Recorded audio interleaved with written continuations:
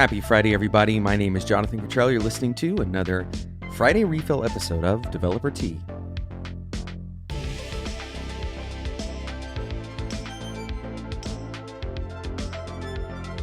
Most of you are listening to this show because you want to connect with other software engineers. You want to connect with the community. You want to connect with the industry. You don't want to be left behind. But also, many of you listen because you want to grow.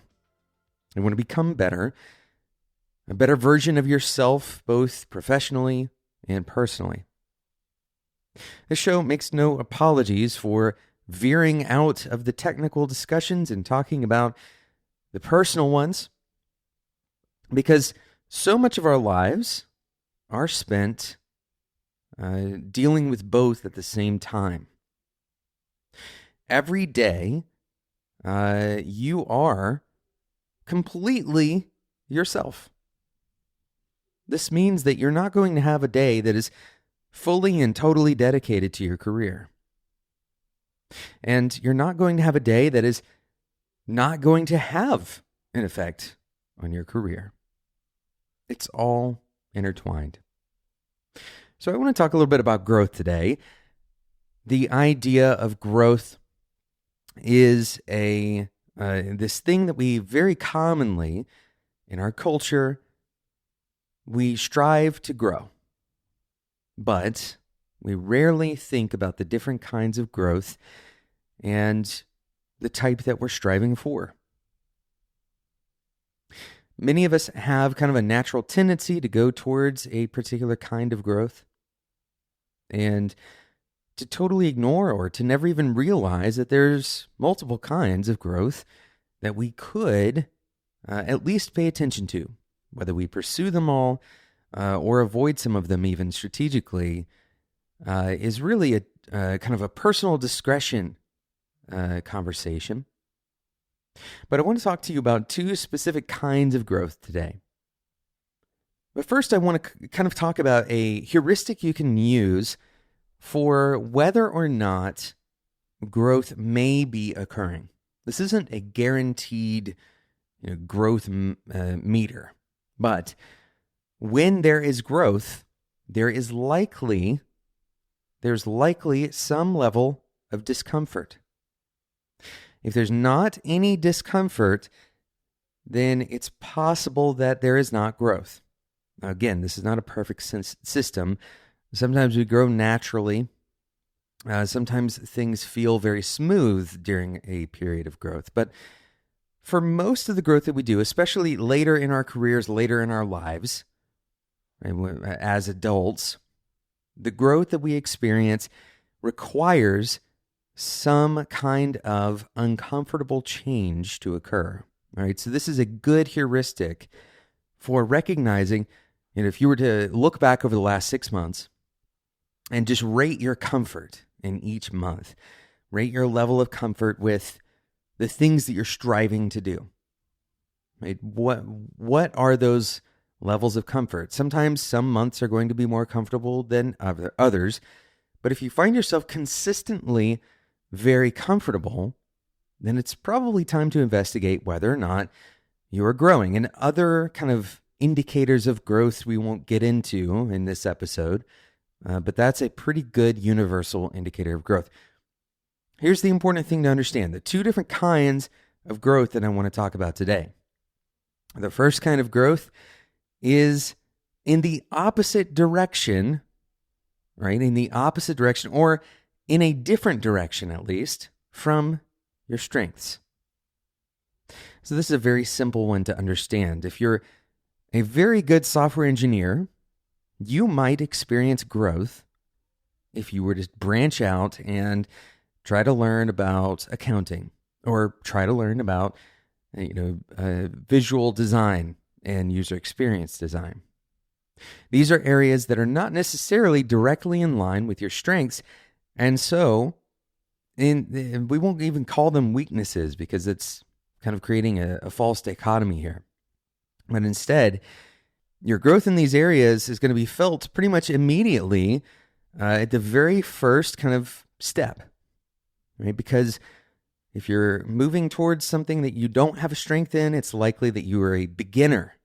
It's likely that the work that you do in that space is going to be that of a beginner. So that's one kind of growth. The second kind of growth, hopefully you've intuitively guessed it by now, it is in the direction of your strength. Now, this is a different kind of growth because it's easy to feel uncomfortable doing something that you know that you can't really do. In other words, it's easy to feel uncomfortable as a beginner.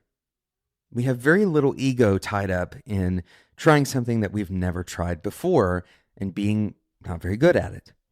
But it's a whole lot harder to accept the reality that we are still improving in areas that we are strong already in.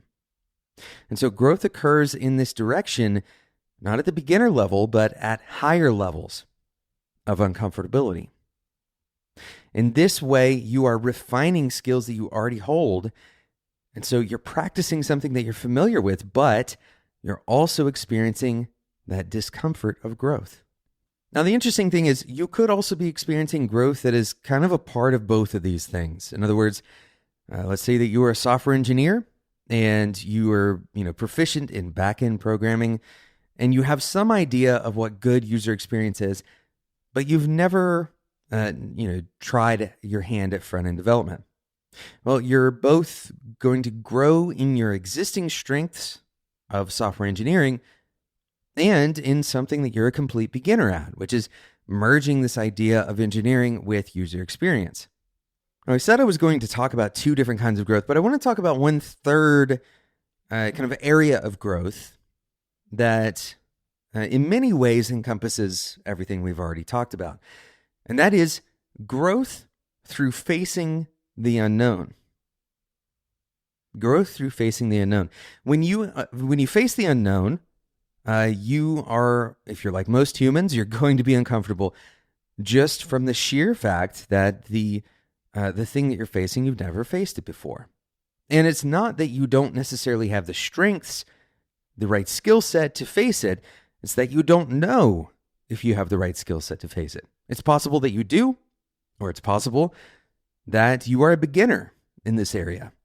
The unknown itself imposes a different kind of growth. This creates resiliency and it creates a sense of confidence as you continue to face the unknowns, that you'll be able to face unknowns again in the future.